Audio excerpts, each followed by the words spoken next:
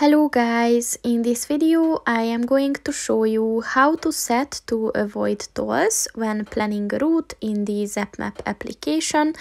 But first I just want to mention, don't forget to subscribe to my channel, because at 10,000 subscribers I am going to show you my whole YouTube revenue statistics and growth strategy, as well as how to make money online.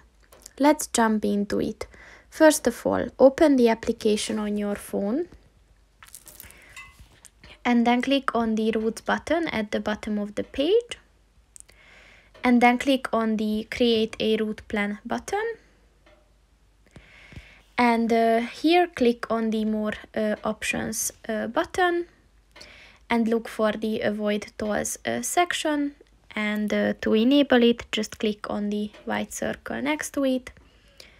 And once it turned green, this function is enabled. And when you're planning a route, you can set it as an additional function. So that's pretty much it for this video, guys. See you in the next one.